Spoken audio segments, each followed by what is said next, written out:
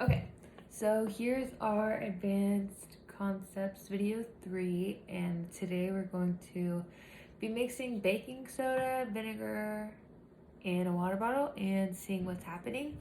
So I've never done this or heard of this, so I really have no idea what's going to happen. So I guess let's just try it out. I'm using this clear vegetable oil bottle that we used from last week's presentation just because I can't find a water bottle right now, which is pretty rare for me, but we'll see if this works.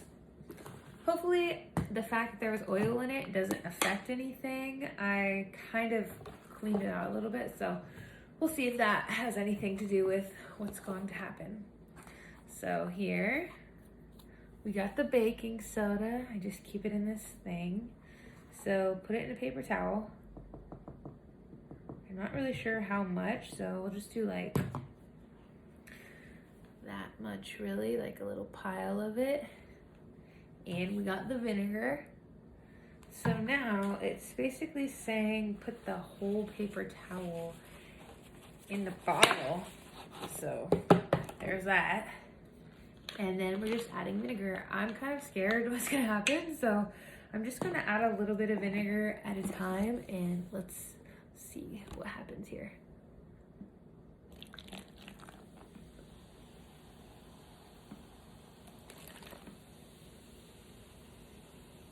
Okay.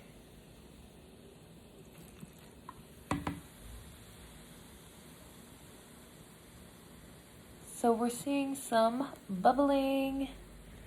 There's honestly like fizz coming out of the top of the water bottle. I'm not sure if that's going to show, but definitely a lot of bubbling and lots of fizzing. So that's kind of, I mean, if I had to expect anything, it would be maybe a little bit of bubbling. I think depending on how much vinegar you add, it's going to kind of change how much bubbling there is.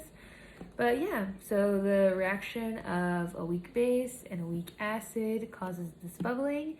And in the next portion of the video, I will go into why that happens. Okay, so this is the portion of the video where I'm going to explain what actually happened during the reaction and why we saw the results that we did. So just as a little reminder, this was the experiment where we reacted the vinegar with the baking soda just to observe what happened. So here I have wrote out vinegar, baking soda, and let's pretend we don't know what happened yet. So when we're looking deeper, we know that vinegar is a weak acid and baking soda is a weak base. So we already can expect that we're going to see some type of reaction here. So vinegar, one of the main components is acetic acid, and one of the main, actually the only real ingredient of baking soda, it basically is sodium bicarbonate. So this might look familiar because this is the same thing that we were working with during the lava lamp little experiment. So that's why this looks familiar here. So here is the formula for acetic acid. So basically this here is vinegar. That's why I have them highlighted the same. So vinegar is going to react with baking soda here in green. This is the formula for baking soda.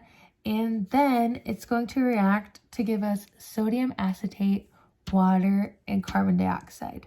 So not that these aren't important products here, but the one product that we're looking at in particular that actually is going to give us the results that we saw is the carbon dioxide here. So CO2.